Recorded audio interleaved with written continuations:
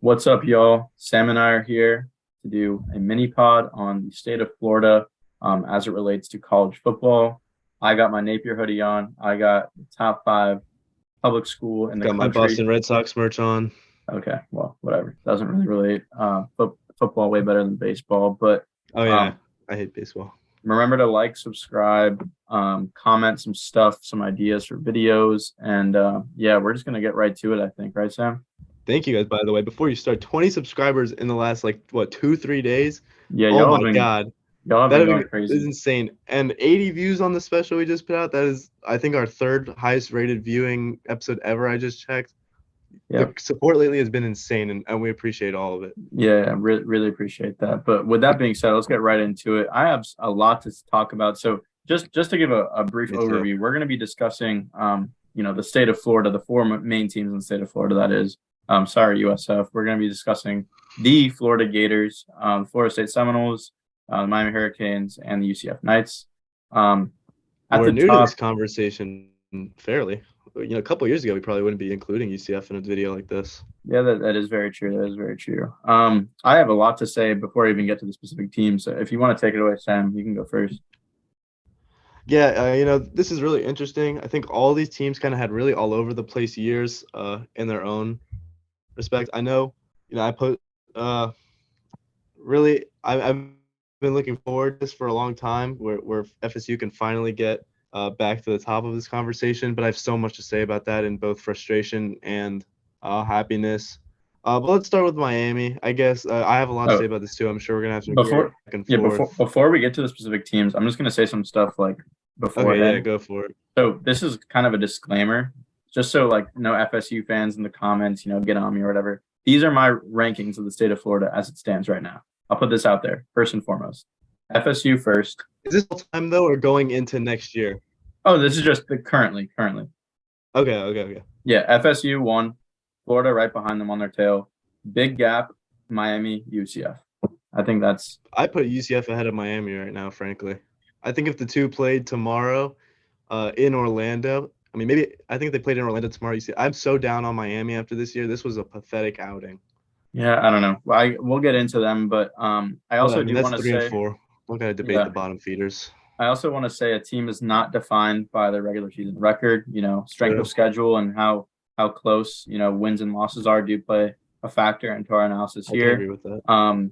Recruiting is the future. We're going to be talking I about would it a agree. lot on this Yep. podcast. It's a talent acquisition business, as Josh Pate always preached on his podcast, or still preaches, I guess. You should go watch him too if you haven't already. Um, Also, the one number we see on 24/7 Sports doesn't tell the whole story of recruiting. I personally like looking at the offer list a bit more. Mm-hmm. I like looking at the average recruiting ranking, blue chip ratio, and then also like evaluations change very very frequently. So teams that are able to get the jump on a lot of guys and make some good evaluations, I think are definitely gonna have an advantage in years to come. And then lastly, I have a brief word from inspired by the astute Gator on Twitter, who talks about the different dynamics for recruiting and acquiring players.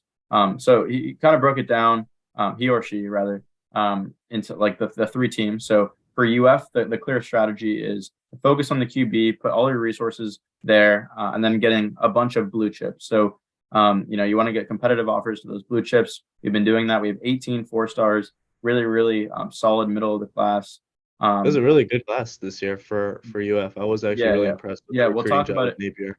Yeah, we'll talk about it more in a bit. But the financial strength is kind of in a dispersed booster alumni program, and you use the portal for certain targeted positions. I would say, and the positives of that kind of system are you can kind of nail down that most important player, like in the quarterback. So we focused on Rashada. I guess we did end up losing Rashada, but we have Lagway coming in.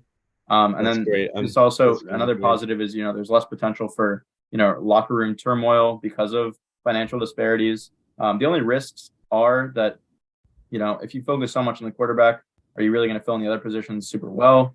And yeah, I mean, I don't know. With the Gator Collective and NIL at Florida, it's kind of in a mess right now. I'm not sure how good this strategy will be long term. Hopefully, we work out the kinks. As it goes for Miami, their strategy has been pay for players above market price Pay, for yeah, pay out those. of your ass for them. Yeah, those above market price for those top 150 players. Specific focus on spending And losing them to too, win so that the strategy isn't even in-state working. battles. Yeah, and there's just they follow a similar strategy with the portal, and they have 1 to 2 mega donors. We've already talked about John Ruiz plenty on this pod. The positives are you get some really really talented players up at the top. I mean, you look at the tackles they have this class; it's incredible. We'll also be discussing that a bit later. This kind of also helps with your in-state competition when you're focusing all your resources on guys that are already in the state. You want to keep them home. The risk is, could this produce problems in the locker room? Is this too reliant on, a small donor pool instead of having a collective like a program like UF? Is there enough quality top to bottom? I personally don't really think so. We'll get into that a little bit later. And then lastly, FSU could not leave out FSU. They're going bananas in the portal, which will also be discussed a little bit later. It was a great transfer class. Yeah, we'll definitely talk about that. Generally speaking, they've kind of shown an unwillingness to spend on, top 100 players coming out of high school. They focus on, finding more affordable guys that are, solid 4 and 3-star guys to add to your team, but their real focus is in the portal. And, the positive of that is, these portal players are more established most of the time. They have college experience under their belt, which these high school players do not. It's financially sustainable. There's a lot less potential for turmoil in the locker room. Not as much discussion of, how much you're getting paid to play here. And then, the negatives of this are, history does kind of say that you do need high school guys and top talented guys to win big. We'll see if Norvell and company can switch that up. And then, there is always, a lot of moves in the portal, a lot of volatility there. So will it be something that, they stick to? We will see. They've been killing it so far. And I guess with that being said, we can get into our first team, Sam, Miami. Feel free to give us a little breakdown if you'd like. Yeah, there's not a lot of guys who are more of a Miami hater out there than I am. I think they're, extremely overrated these days as both a brand and a team.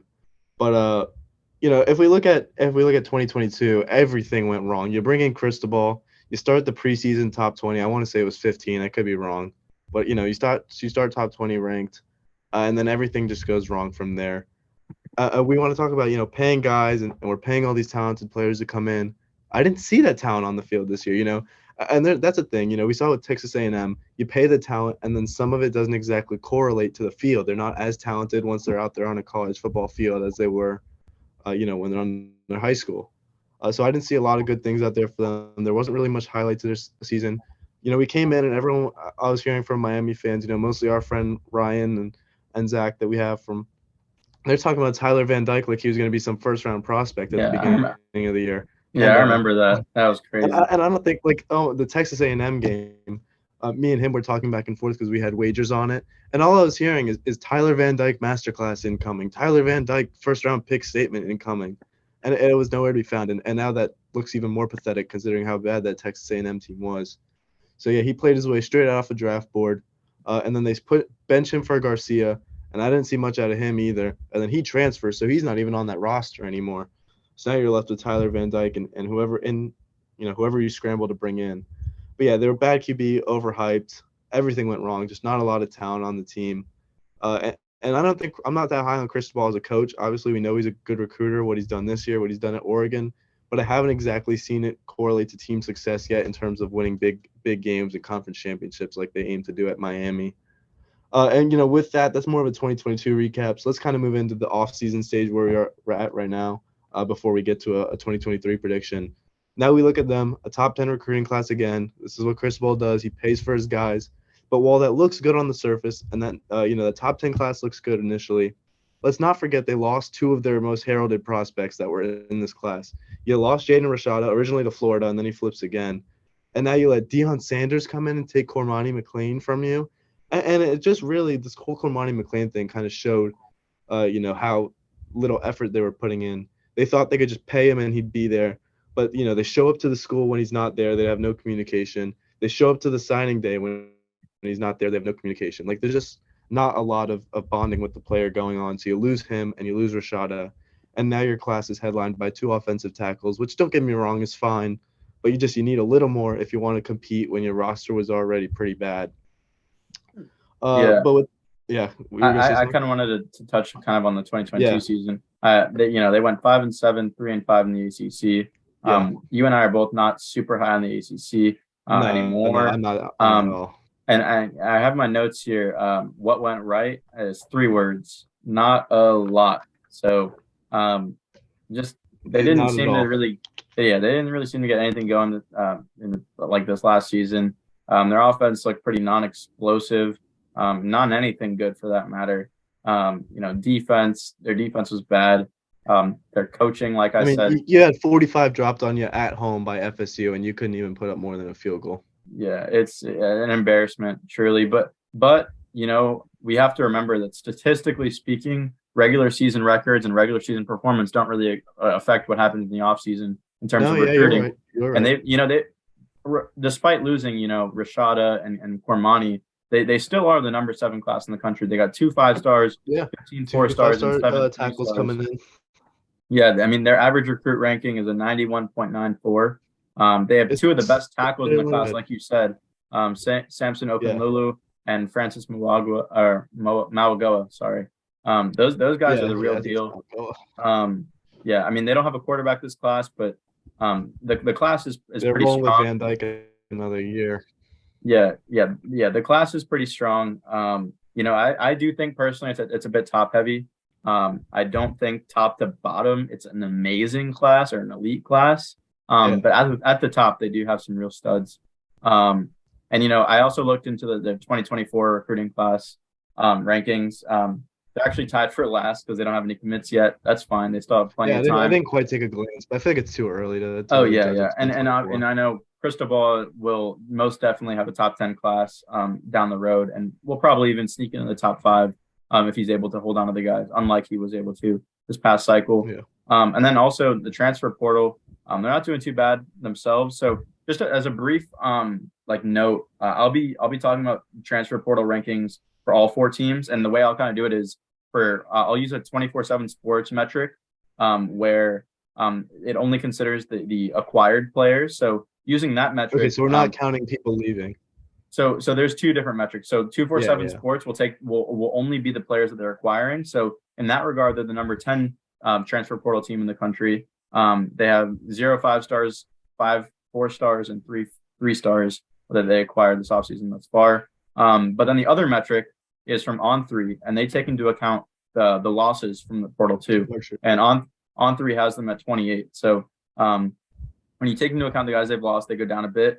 Still not too bad for the transfer portal, as you'll see compared to other teams. But Sam, let's look ahead to their schedule for the 2023 season. What are we thinking here? I see a schedule that is very, very hard in the second half of the season, especially. All right, so we do differ a little bit there. All right, so that's interesting. So yeah, why don't you? When I look at this schedule like I did for the first time earlier, the first thought that comes to my head is, okay, this is obviously a team that's looking to bounce back a little any way possible in terms of record. You schedule a little Miami of Ohio at home, Bethune-Cookman, Temple, teams like that. And then you look at Boston College, obviously, but mostly the out of conference games. You got Temple, Bethune-Cookman, and Miami of Ohio as your first 3 of your first 4 games. Texas A&M in there too, but I can't even be high on Texas A&M yet because of how bad they just were. But 3 very winnable of your first 4 games. So I feel like the goal is, let's go 3-1. Let's get our hopes up and let's make it look like we're back on track. So that heading into October, mid-October, we can feel good about ourselves. And then you're right. After that, it starts to get a little worse. I think Georgia Tech is winnable, but then we're basically done. North Carolina, you're losing there. Clemson, you're losing. We'll see about Virginia. NC State, I'm interested in because of how they replaced Devin Leary. FSU, you're losing. Louisville, you're losing. And we'll see Boston College. So there's definitely winnable games if the quality of their team can improve from where it was last year. What I have written down here, my initial assumption is that they improve by 1 game. They get to 6-6. And, they touch a bowl game, which I guess is a success for them now after not making it last year. You got 3 really winnable games then, and then you just got to win 3 the rest of the year to touch a bowl game. I think that's doable. If they go 5-7, am I surprised? No. If they squeak out 7-5, am I surprised? Also, no. There's definitely more winnable games here. But if I had to pick right now, you lightened up the schedule a little bit. I'm gonna say 6-6. What do you Yeah, think? yeah, I have the exact same record prediction at 6-6. Okay, good. I see it the same way you do. I think in the beginning of the season, they could be 4-1 going to North 100%. Carolina. They could So be yeah, 5-0. Texas A&M is winnable. I think it's on the yeah, road in College Station, so I would like to. Or no, Texas A&M is at home. So yeah, yeah, it's that at is. Miami. It's at Miami, but I don't know. Yeah. Would So you just really to be recap, shocked? yeah, they played Miami. So just in order, Miami, Ohio, I have Yeah, them winning. A&M, I have it as a yeah, loss, but yeah. I maybe have it if as a loss if A&M too. really I have sucks. it as a loss. Bethune-Cookman and Temple are both wins, and then they have that bye Yep. week followed by what I assume to be a Georgia win Tech. versus Georgia Tech. And then I have them with back-to-back losses at North Carolina and then at home versus Clemson. And then I have two Yep. toss-up games that I think will really kind of decide what this Miami team is all about versus Virginia and then at NC State. If they can squeak one of those out, I think, maybe things will start trending in the right direction. I do have it followed by a loss at I think Florida NC State. State is where you got to look for that last win. Yeah. I think it's a loss at Florida State, and then I think it's a toss-up the last couple of games. Probably a loss versus Louisville, and maybe a win versus Yeah. Boston College. But I don't know. I see 6-6 as well. And then I guess to kind of close it off, I'm very, very low on Cristobal as a strategic coach on game As an day. actual coach, yeah. On game day, I don't think that he can out scheme most coaches in college football. Like we said, he's a great recruiter. His whole model is he's going to hire the right guys to hopefully, call the shots and make sure that schematically they're looking sound. But I haven't seen it work just yet. It'll really be interesting to see if, the pay for players model is going to be successful or if it's going to actually cause some internal strife. That's why you get a top-heavy class. It's because you spend so much on the first few recruits. Yeah, but I guess we'll see. And I guess with that being said, should we jump over to this great school that's my let's background? Start to get interesting now. Yeah. So I guess I'll start since you take this over for good reason, I guess. So we went 6-7 last year, 3-5 in the SEC. Not much to brag about, really. We had a lot of very, very close losses. I think we competed well in a lot of the games that we did lose. As far as what went right, I think that under year one under Billy Napier, the biggest takeaway I have is the culture change at UF. From reports coming from the players, Napier and the staff he's hired have taken practice a lot more seriously to the point where it's led some guys to want to hit the portal, to maybe consider not even wanting to play because things are they are harder. And I think it's definitely a good thing because they need someone like that to kind of set the line straight. Whereas, with Dan Mullen, things were, loosey-goosey at times, let guys off the hook. He'd let people slack. And obviously we know he didn't value recruiting nearly as much as Napier did. But I think the culture is really a lot stronger, maybe despite not having the record to support it. As far as what went wrong, I think that my number one issue with last season was the ability for wide receivers to create separation. If you look at any of the film, and this is also part of the reason why I'm not low on Richardson at all coming into the draft, which we'll talk about probably in another episode at great length. I think we'll have a lot of draft stuff. If you watch the film, our receivers could not create much separation at all. It made it really, really hard for him. I think our offensive line played well this year. They gave him time. I think our running backs, what's his name? Trevor Etienne. And Montrell Johnson. He was really good. I think we have a very, very solid top 3 running back duo in the country next year with Montrell Johnson and Trevor Etienne. Those guys gashed it last year. And you lose a guy like Osiris was Torrance. A freshman. I don't know what Montrell was. Yeah, Montrell I think he's going into his 3rd or 4th year. He was with Napier at ULL, but those guys are real ballers. I also think the defense just needs to step up. The play calling wasn't amazing offensively last year. Our defense is just still missing a lot of tackles. The LSU game. Our DBs need to finish tackles and not bust coverages. There were a lot of times where Trey Dean would miss, just miss assignments or I don't even know, man. But But I think all those things can be cleaned up. And yeah, I don't know. We could talk about, how I see the next season going. But before we do that, I kind of want to talk about Florida recruiting. So right now we sit at number 12 Mhm. in the 2023 rankings. We got no 5 stars. We do have 18 4 stars, one of the best blue chip Is the ratios in the 12, is country. that counting Rashada leaving? Yes, it is. Okay. Yeah. And we actually have the best average recruiting ranking out of these 4 schools that we're going to mention today. Better than Miami, even though Miami is the number 7 recruiting class in the country. We have a Top for you, yeah. 92.04 average recruit ranking, which is pretty solid in my opinion. I think the blue chip ratio is really good. We've also seen a lot of the guys in this class grow and rise in the ranking. So you want to talk about a guy like, Jakeem Jackson. You want to talk about guys like, I mean, you can talk about the receivers all day, like Aiden Mazzell, Andy Jean was probably going to continue to rise. But yeah, I don't know. I think that I'm happy with this class as a first class. And even though we don't have Rashada anymore, I think we have made some much needed additions at wide receiver. I think we also have an amazing DB class. And I think for each of those positions, I think you could make a convincing argument that we have, one of the top 3 for those positions specifically, going like in the 2023 class. For the 2024 class, we're off to a great start, in my opinion. We're the number 8 team in the country. Yeah, the 1 5-star in Lagway. I think he's going to be an absolute stud. 3 4-stars right now. And as it sits right now, we have a 96.04 average recruit ranking, which is the highest in the country for 2024. I know it's still very early, like we said earlier, but this is pretty promising for Napier and company. I think we already have like 4 top 60 guys or 3 top 60 guys with the addition of Ardarius Hayes the other day. But yeah, onto the portal.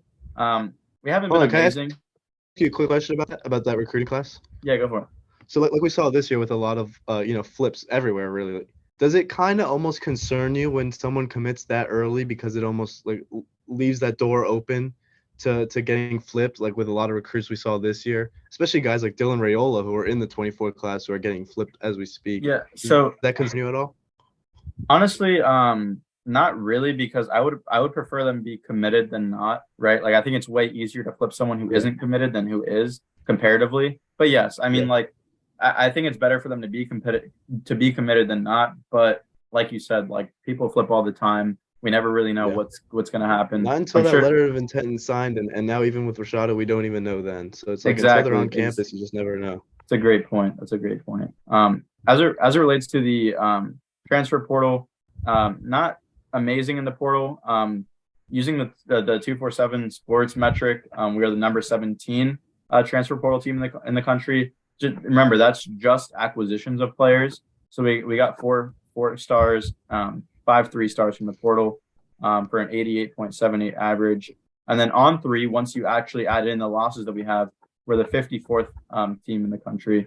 So we've lost a lot more than we've gained, as the numbers show. Sam, help preview this season for me, the 2023 season.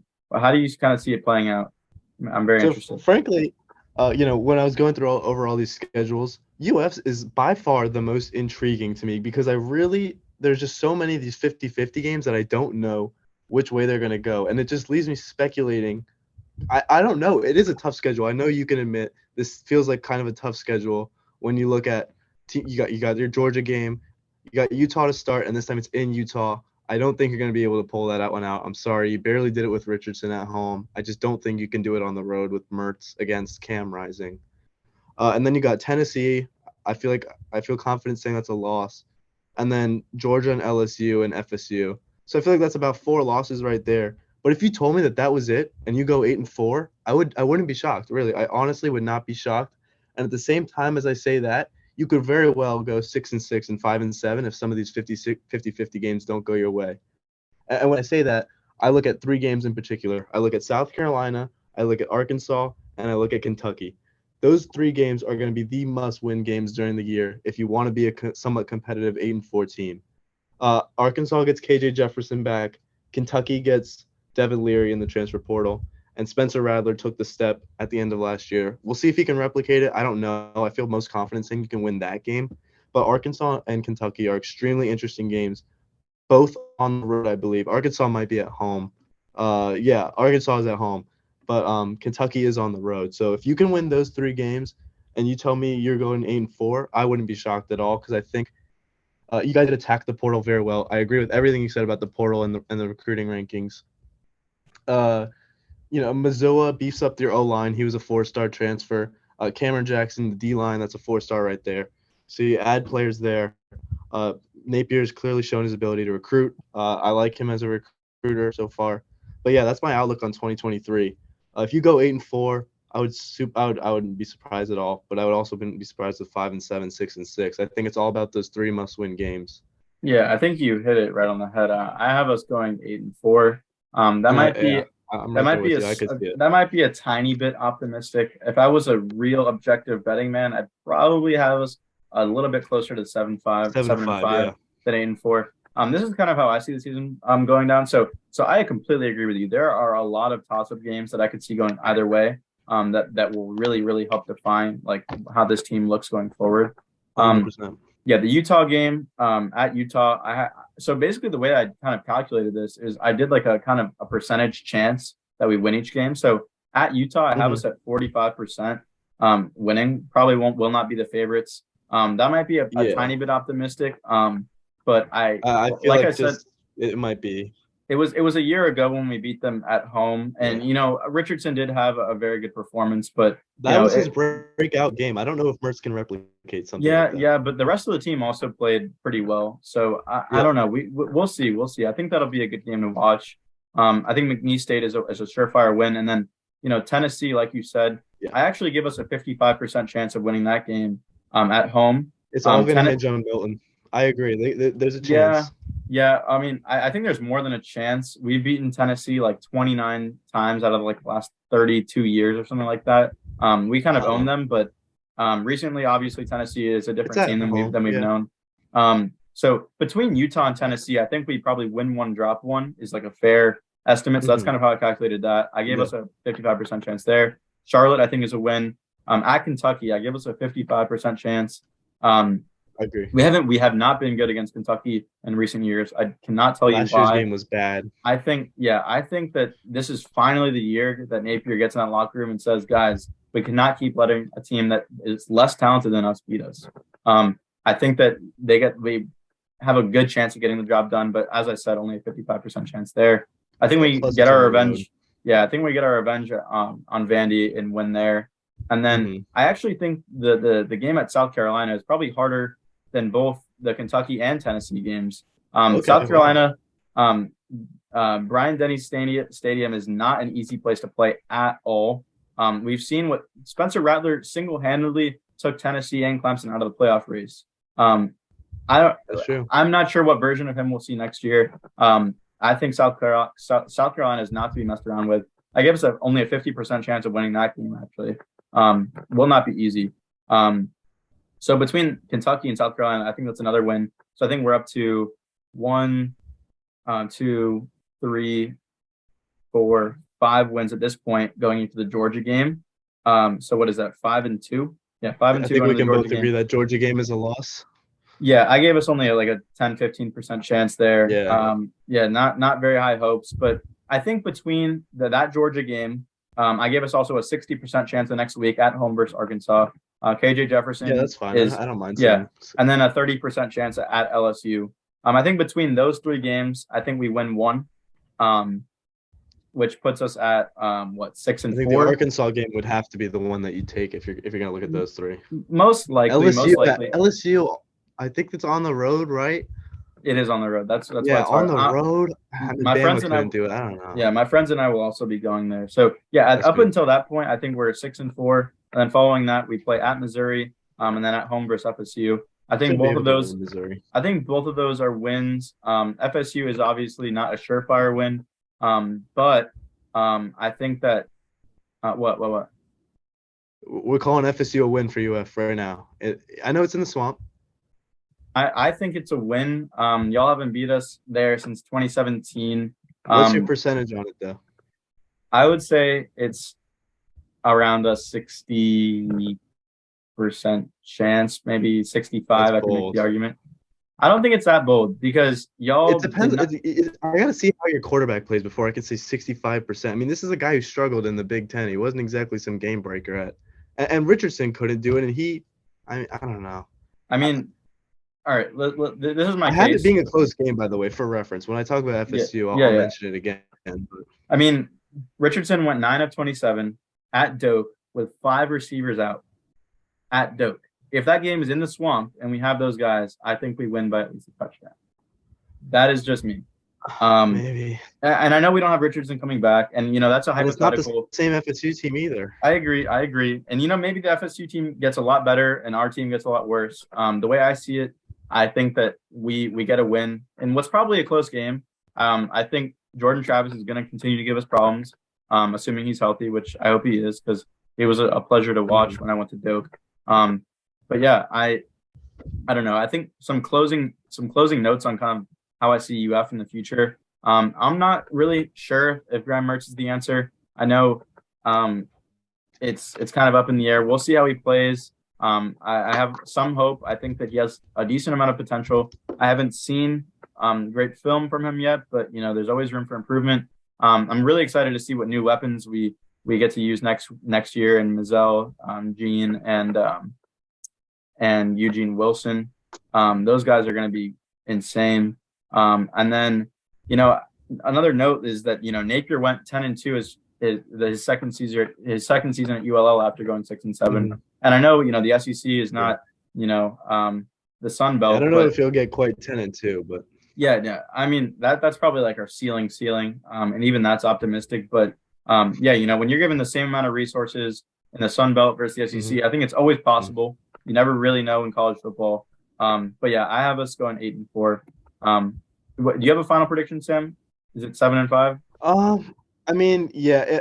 I'm not gonna say 6-6. I feel like that's a little too strong, and it's 8-4 feels strong at the moment. So if I had to say something, I think I'll go 7-5. I think some of those toss-ups will go your way, and some of them won't. So I'm gonna say 7-5 for now, but that could change. Awesome. All right. Well, now let's get to the UCF recap. They went. What is it? 9-5. 9-4, or I think 9-4. 9-4, yeah, 9-4. One of the two. Yeah, 6-2 in the AAC. So let's talk a little bit about their season. What went right, what went wrong. Got off to a little bit of a hot start. The quarterback play kind of declined throughout the season. Didn't really live up to the expectations for such a good coaching, Gus Malzahn, who we've seen win big games at big Auburn. Like Auburn. Yeah, exactly. You want to go into it a bit more and specifically in what I know you watched them a bit more than I did. Yeah, so I paid, obviously got a lot of friends who go there, and I paid attention to their team this season because they were honestly an interesting team. When any group of 5 team that becomes ranked, I'm immediately going to take a certain amount of interest in. But you had a solid season, especially in the beginning, and your run game was good. You had Bowser going, and you had a dominant run game between him, your secondary back, and your QB, Rice Plumlee. All 3 were giving you a deadly run game that you start off hot. But then once Rice Plumlee started struggling towards the end of the year, you get more tape on him at a Division I level because he's a transfer over. But you get more tape on him. You get more tape on the team. Overall, a lack of weapons is what really hurt this team. Like, you just did not have a lot of good receivers. The defense was actually pretty solid. It just kind of faltered towards the end. But yeah, your weapons and your offense is what failed you. Plumlee can only do so much. He's an above average quarterback, not a superstar or anything. So you got to give him at least some help. But so that's my take on 2022. I guess I'll get us started on 2023 unless you have anything else to add before I go into that. Let me see. I don't think I have too much, to be honest. I'm down to start talking 2023 and recruiting. Yeah, kind of a simple recap for 2022. It was a major improvement. By no means a failed season. Don't get me wrong. 9 wins is perfectly fine. You were ranked for much of the season. You really only had one really bad loss against Navy where they didn't complete a single pass and still beat you. That was a little humiliating. Yeah, for my UCF friends, I didn't let them hear the end of it after that. Yeah, I'm sorry, but that is mad embarrassing. I mean, I am a fan of Bowser. I know y'all are too. Cool, very cool name. solid running back, Exactly. but to Very lose solid. to Navy and they don't complete a single pass, I At mean, home too, by the way. yeah, you cannot let that happen, especially in the bounce house, right? The bounce Yeah. house. Yeah. And yeah, and I mean the USF game was way too close, but I do believe it was in USF, so maybe I give you a slight pass. But I mean, the USF I game don't was know, very close yeah, for us too. a weird year for USF where they keep it close with a lot of higher up programs, but still manage to go 1-11. Yeah. Uh, but anyways, that's 2022 for UCF. Very solid season, something to build upon. But at the same time, as I say, it's something to build upon. They're not building upon it. We look at this offseason, you're below average in recruiting. You're currently and this is not talking just transfer class. I'll talk about the transfers in a sec. But as far as high school recruiting goes, you're ranked 47th, and that's ninth in the Big 12. That is not going to get it done with a good coach and I'm sure an interesting alumni core. I'm surprised to see them this low now that they're in a Yeah. Power 5 I think conference. I think they're actually 57th according to the Is it 247. 57th? Yeah, I think I 247 think Sports Composite has them. They have two four okay, that's a stars. composite. Yeah, okay, that's why. Yeah, So yeah, yeah, yeah, that's two even more accurate ranking than 57th. That's even worse. yeah, two Yeah. 4 stars and 3 11 or sorry, 11 3 stars rather. They do have some big additions on the defensive line though. John Walker was the guy Yeah, I was UF just really gonna get to wanted. that. Yeah. Yeah, John Walker was the guy UF really wanted. I wanted. He's stuck with UCF. I didn't think he was going to stay. He stayed. Isaiah Nixon was once committed to Florida. Ended up not being a take A at lot of UF. transfers between the two schools. I mean, Yeah, Jeff Whitting, the receiver from Florida, heading to UCF. yeah. I think Tyree Patterson as well. But I'm not. I don't think that Isaiah Nixon and Tyree Patterson were necessarily takes at UF. Um, yeah. Actually, wait, is Tyree Patterson still in our class? I could not tell you. No, he's not. He's signed at UCF. But yeah, those two guys are guys that were pretty solid. But yeah, their defensive line should see some major improvements over the next couple of years with the addition of those two guys, specifically John Walker. But yeah, and if we want to look ahead to their 2024 class, not much doing yet. As we said, it's really early. 39th in the country. They have a 1 3-star committed. But yeah, as it relates to the transfer portal, remember the 247 metric. They're the 78th best team in the country with an 86 average. They have They do have a 3-star. couple okay additions. They did get the receiver from Florida, so that should help a little bit. And a lot of O-line help. A lot of O-line guys coming in from the transfer portal to try and rebuild it around Plumlee to get him some protection. Yeah. So and then On3 has them at 59. They definitely lost more than they've gained from the portal. It appears, but should we start talking about their projected season upcoming, Sam? Yeah. So, yeah, kind of what I was saying. You're 47th or 57th, I guess. Now we found out, and you're recruiting. You're just not bringing in the talent that's going to fill the holes that you're going to need right off the bat. Obviously, we know they're moving over to the Big 12, and as far as 2023 goes, this is probably a good move going forward beyond 2023. But this year, I was thinking this whole time this could be a really painful first year, and then I go and look at the schedule. And I see you have one of the most powder cake schedules in the entire country, and it's just kind of BS. You dodge TCU and you dodge Texas. So you dodge the two big dogs of the Big 12 right now. That's kind of ridiculous to me. Right now, I wanted to say this was like a 6-6, 7-5 team. And now if you told me they go 9-3, I'm looking at this, I'm not even going to be that shocked because this is just ridiculous what they're doing. Let's take a look together. Kent State, Boise State, Villanova. That's 3-0 off the bat. They're not losing any of those games. Boise State could be a toss. Okay, Boise State could be interesting. Kansas State, you're gonna lose. Baylor is a toss-up. Baylor's a loss. Okay, you think Baylor's a loss? I think it's at home, so I think they might be able to pull it out. Baylor did go 6-6 last year, even though they're one of the better 6-6 teams. Dave Aranda is one of the best coaches in the country. Yeah, I'm not gonna argue that with you. I agree. Jalen Daniels coming back for Kansas is interesting. I thought he played great before he got injured. You can call that a loss. Oklahoma's a loss. And then you win West Virginia. You beat Cincinnati again because you just beat them last year. I don't think you're going to lose. How Oklahoma State replaces Spencer Sanders is to be determined, and that team looked horrible last year. So I think you could very well win that game. Two of my best friends actually go to those two schools in our friend group, so that should be an interesting little game there. Texas Tech, you win, and Houston, you win. I think it's a ridiculous schedule to start off your first year in the Big 12. And, you dodge some of the big dogs and you catch Oklahoma while they're still rebuilding. So good for UCF on trying to pad some wins to make it look like they're doing something. But I think my initial prediction after looking at that is 8-4, even though I don't feel like they're the quality of an 8-4 team. Yeah, If that makes I see it very differently, to be okay. honest. Yeah, so when you were covering, that second half of the season, and my UCF friends, feel free to plug your ears, whatever it may be. Mm-hmm. I see a lot. Very true. I think I would not be surprised if UCF did not win a football game past September 16th. Past September 16th. Kansas State is a loss in my Okay, book. wow. Baylor is a loss in my book. Houston? You don't think they can beat Houston? Houston is a very solid team. And West Virginia sucks. I mean, they're in poverty right now. Here's how I see it. A loss to Kansas State, a loss to Baylor, somewhat of a toss-up, but probably leaning towards Kansas at Kansas. Oklahoma's a loss. West Virginia, I think, is a toss-up. West Virginia is a toss-up. I think West Virginia is a Power 5 school. They've been in the Big 12. Sure, they don't look good when they're constantly playing Big 12 teams, but I think that they are probably a more talented team than UCF, which in my book means that they have a very good chance of winning.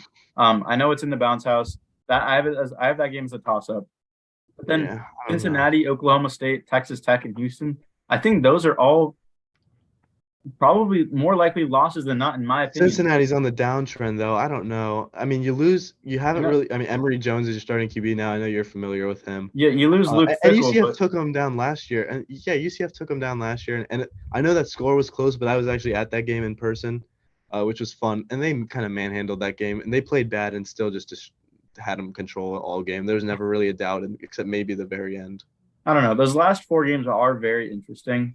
Mm-hmm. If I was a betting man, I would say they're more likely to lose all 4 than win all 4. Well, yeah, okay, I can agree with that. Maybe they win one of them. I don't know. Maybe they win one of them. I have Texas them going. Tech is not very good right now. I have them going like 4-8. Okay, wow, that's bold. Yeah, I think it's going to be, even though they avoid TCU and Texas, like you said, I think they're in for a rude awakening. I'm joining the Power 5. I do think that was my expectation, is that they would be in for a rude awakening until I'm reading the schedule, and now it feels like they've kind of wiggled around it in their first year. Yeah, they avoided a bit, but I don't know. I don't think they make a bowl game. That is something I feel pretty confident saying. It's unfortunate, but if you are a UCF fan listening, the future is brighter. You do get more resources by joining the Big 12. It just might take a little bit of time. You might have some growing pains. Just deal with it. I'm going through the same, growing pains with Napier, second year. It sucks, but in the long run, I think it's a good move. You're in the SEC. They're at least in the Big 12 with some hope. Texas and Oklahoma leaving frees that conference right up. Yeah, and I think this season for UCF will really show the difference between and how large the gap really is between the Power 5 and the non-Power 5. But yeah, I guess we'll see. I have them going like 4-8. I don't know. I'm not really. I think we're gonna me and you are gonna have to take a look at a lot of these toss-up games as the year goes on, because we agree on some of them, but it's the Texas Techs and the Houstons and the Oklahomas. Basically, that last 4 is where I think we have our key disagreements, because I kind of agree with everything up until after Oklahoma. That's when I think we really have our disagreements. So I think that'll be an interesting end of the season. Yeah. Those 4 games are going to be very interesting, because I also think that those last 4 games are going to, our outlook on those games when they come around is going to be dependent on how they look in the first half of the season. If they come out and they start playing like they did in the first half of this season, then I'll think, okay, you can roll right into this. But if they play like they did in the back half, then if they're able to compete with teams like Kansas State, Baylor, Kansas, Oklahoma, then I'd be way more than happy to say they'd be able to win more than 1 or even 2 of those games. But as it sits right now, I don't know. I haven't gone 4-8. But on to your favorite team, Sam. Yep. The team with the best record on our preview, sitting at 10-3 in the 2022 season, 5-3 in the ACC. The Florida State Seminoles. And I'm just going to say this right off the bat as well as a disclaimer to any FSU fans watching. As a Gator, it pains me to admit, but this was definitely a big step in the right direction for Mike Norvell and company. I would be, if I was an FSU fan, I'd be more than happy with the way the season went. But Sam, take it away. I don't want to. So I am going to rant a little bit here. I do have a lot to say. This is my team. I've been invested since I was little. I have family heritage there, everything. So yeah, this is where I'm invested in terms of college football. And let's just take a trip down nightmare lane for a second here. 2017, FSU is ranked 3rd coming into the year. We play Bama in that first game. DeAndre Francois looks great, tears his ACL, and nothing is ever the same for 6 years. Until finally, this year, we take that step that we've all been waiting for under Norvell. He's like a third coach that we've been through trying to, erase this post Jimbo Fisher, post DeAndre Francois almost era. This was it. This is what we wanted. We wanted the winning season, the bowl game, the star QB, the players just flashed. We wanted this, and we got it. And no one thought it coming into the year that we would win the ACC or be, in the playoff contention or anything. So not winning the ACC was fine with me. We got to the bowl game, we won it, and we hit 10 wins. This was a fine year in my books. We had a top 20. It's like fringe top 20, but I do want to say it's in the top 20 when everything is said and done. Recruiting class. So I have that to look forward to. There's really one horrible game all year for me, and that was NC State. I think that game was just horrible. I was so disappointed. It was a gut-wrenching loss. It was just a really bad play by Jordan Travis to end the game. But I think the Jordan Travis in that game and the Jordan Travis we saw blossom in front of our eyes in the UF game, those are not the same players. This Jordan Travis is what I think we're going to be seeing more of next year. With all his weapons coming back, with Hakeem Williams coming in for whatever that's worth in his first year.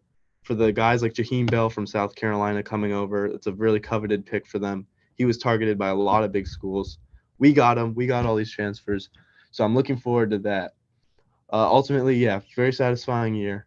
We move into the offseason looking good. Our transfer class was consensus top 5. It was great. I like what I'm seeing so far. I like the recruiting. So that's the offseason in 2022.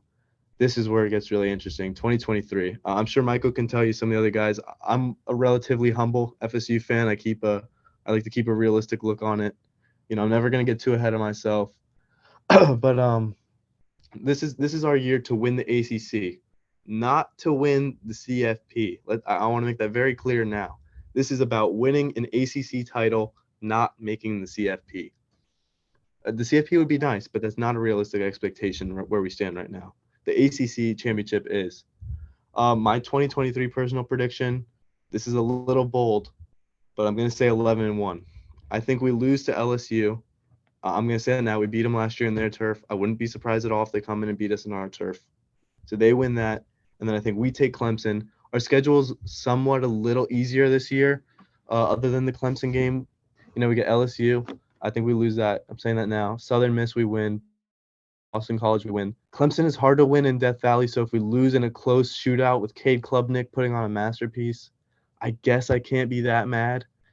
But, I'd like to win Clemson, Virginia Tech, Syracuse, we win. Wake Forest, Pittsburgh, Miami, North Alabama, all wins. I think Florida's a win because I don't like Graham Mertz at all. But you notice I skipped over a game in the middle there. I don't know if you're looking at the schedule right now. I did skip over one game, and that game is October 21st against the Duke Blue Devils. I don't know why. I am absurdly high on Duke's Riley Leonard, and that game is scaring me because it gives me all the makings of a trap game right in the middle of the year.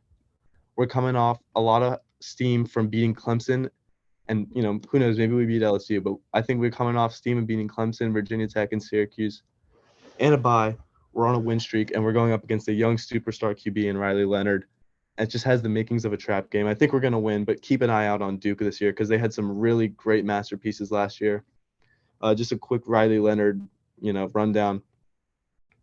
In that rivalry game against Wake Forest, he went 29-41, 391 yards, 4 touchdowns, 1 interception. I think he had a breakout game. He's a young stud. I like him. But yeah, Clemson's schedule is not great. But there is some hard ones on there. There's a Notre Dame and some other ACC matchups like some South Carolina. So I think they could lose. But, that's my prediction. I'm going to say we go 11-1. It's pretty bold. If we go 10-2, am I surprised? No. But 11-1, and we take the ACC this year. The thing is, I think I'm going to finish up here. I know I've been going for a minute. Even if we go 11-1, here's the thing. We could go 11-1, win the ACC, and very well still miss the playoffs. I think it's just the schedule is not there because the ACC is really weak right now. That if we did lose that LSU game, even if we beat Clemson and won the ACC, I just think that we could still very well not make it. In my eyes, the game in September against Clemson is the ACC championship. I think the winner of that is probably going to go on to win the ACC because the other side of the conference is so weak with North Carolina and Pittsburgh headlining it.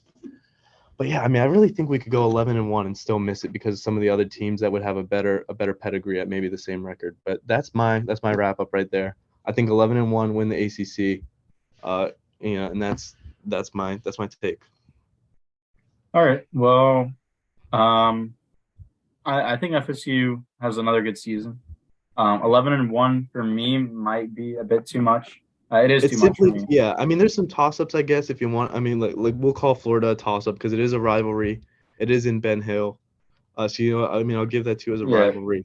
But all these other teams are just taking a step back, other than Clemson and LSU.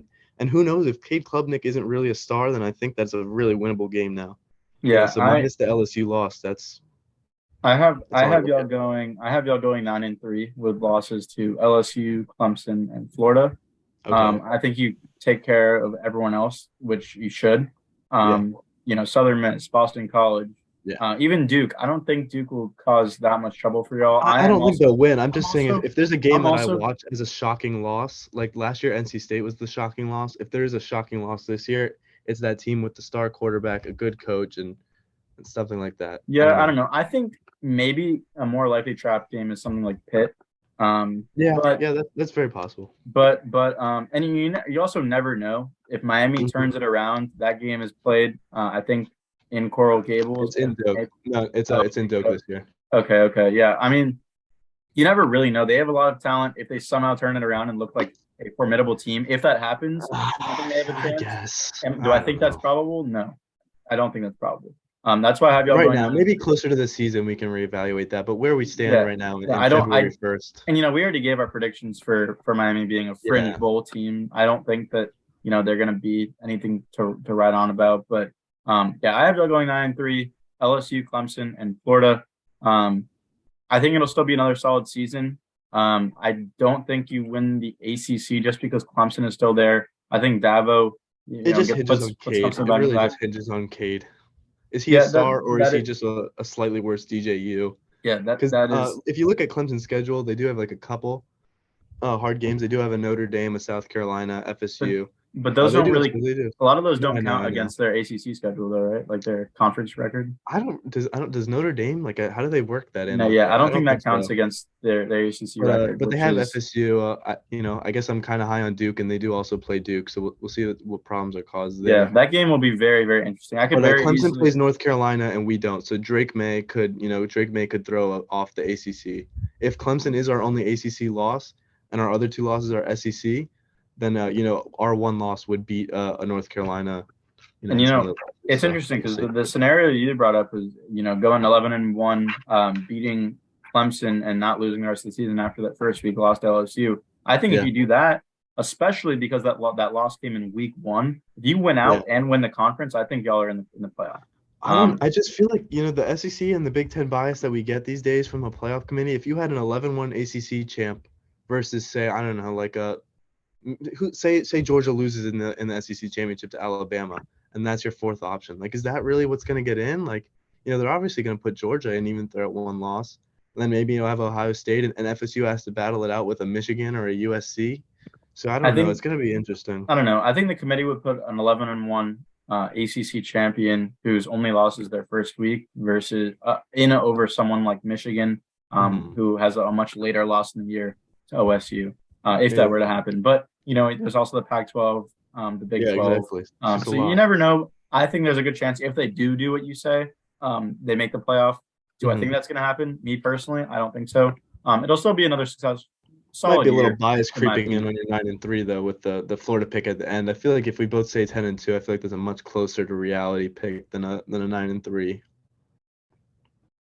I don't know. I just can't see Graham Mertz outplaying Jordan Travis and leading him to a win. I feel like there's a chance he gets benched midway if it really goes the way I was thinking. So I mean, like, Yeah, I mean, we also got it's not like we have no one back there. We have Max no, I Brown. mean it's like, Like, but no one has proven as a yeah, lot I of mean, the I guess this that's year. true, but I don't know. I don't think that game is gonna be as reliant for us on insane quarterback play. And obviously, maybe. this waste so early to be talking about this game. All four of us But should be in person for the FSU game, by the way. I am planning on making the trip to Gainesville for oh, this game. 100%. You'll have a ticket. I will get you a Oh, yeah. ticket. Don't you worry. And you'll be in the UF student section. So you get to experience something worse than what I had to experience going to maybe I'll get Dope. some Gator merch to blend in so I don't gotta get harassed. Oh, we'll talk about it because that's a serious consideration. But Yeah. yeah, I don't know. I think we can both agree it's going to be another good year. Is that Mhm. partly due to how weak the ACC is? Maybe, but I still think it's going to be. I think it's mostly the schedule. Yeah, yeah. Frankly, But FSU is a good team, but the schedule helps. yeah, and that's also another interesting point. It's like, how often you get an ACC that's this weak, right? Like I know it's been a bit top heavy in recent years with Clemson mostly, being the sole contributor. But at least now we had some stuff contributing yeah. at the bottom. Now was the time though. If you're an FSU fan, Mhm. obviously you don't hold Norvell to playoff or nothing hopes. Yeah, like you said, no chance. like you said, as an FSU fan, a somewhat reasonable expectation is to make the ACC championship game. You have to. And win the ACC. When you get everybody coming back and you get the transfers and you get the recruits that we have, and you see how weak Clemson has been these last few years. I mean, they're beaten down. They lost to South Carolina at home, which never happens.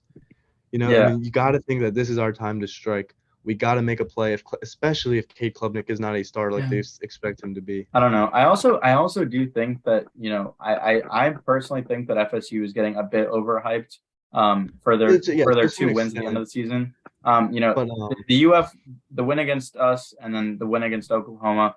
Really hyped the Oklahoma win. Yeah, didn't really cover either of those spreads, and the defense looked a bit lackluster. I know y'all make some improvements. I know you lose Jared Verse, but no, we get him back. Oh, I forgot. That was what I forgot he came back. I do. Yeah. That is a very good point. But yeah, I don't know. I kind of throw out the Oklahoma game though. I look at the UF game and it's like, you always tell me with like guys like Anthony Richardson, and sometimes you just have to watch it. And as I do agree with you that the defense was a little lackluster in that Florida game, the offense just took the steps that we wanted them to take, that we were waiting for it in some of the other games earlier in the year. I mean, that was one of those games that you look at and you're like, okay, these guys, Johnny Wilson, Jordan Travis, our running back group, these guys are having their moments where they're coming forward when it matters. Because as much as the records don't, say anything about the team, like this is still UF, this is still Florida State, that is still a historic rivalry that gets everybody up and playing at a level they might not normally be playing at. And I'm glad in that game, it's interesting. Yeah, I'm glad it's back to a rivalry. I mean, it's a much more fun sport to watch when those two teams 100%. Are doing well. And, when the state of Florida is doing well, to kind of wrap it up, when Florida every single year produces by far the most talented high school players in the country. Statistically, you look at the NFL, most of the players, more than any state, are from Florida. You look at high school recruits, not all from Miami. Florida, but predominantly from Florida. Same in college. It's all from, especially South Florida, where we're from, especially like in Broward. So many studs come out of there. Hakeem Williams went to Stranahan. That's like 15 minutes down the road from me at home. Crazy. The Bosa twins went to St. Thomas. Which is, like 20 minutes from me. Like, I don't know. It's crazy. But I think that kind of wraps it up for the most part. Really excited to see what these teams do going forward. Really hope all of them. The offseason continues and spring games commence and all that. As much as I'm a Gator and I'm a diehard for the Gators, like Sam said, like he has family members that went there. My dad went there. I have like a poster in my room that he had in his apartment when he was here. I can literally see his apartment from outside my window when he was here, like so many years ago. But as much as I love them, I also just as equally love to see these teams in the state of Florida do well. As much as I hate FSU and Miami, especially, the sport is better. I hate Miami a lot more than I hate UF these days. I disagree. I hate FSU more, especially after going to Doak. But I don't know. I mean, I guess you're in person. I kind of watch it. I'm watching it from afar, but I guess maybe it's different when you're really in person at these rivalries. Yeah. I don't know. But yeah, the sport is better when these 4 teams are doing better. So we'll see how they do. Some very interesting games. And, I really do hope we follow up on, what we called some of those games, toss-ups and what we'll have to end up tuning in back at some point. Yeah. Seeing if our predictions were correct. Exactly. Yeah. So yeah, it's been great. Make sure to like it up, subscribe, comment.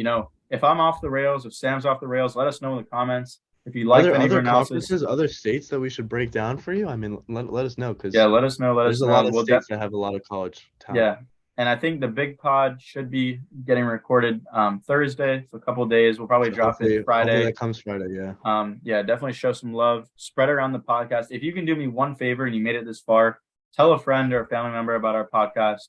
Just mention it to them.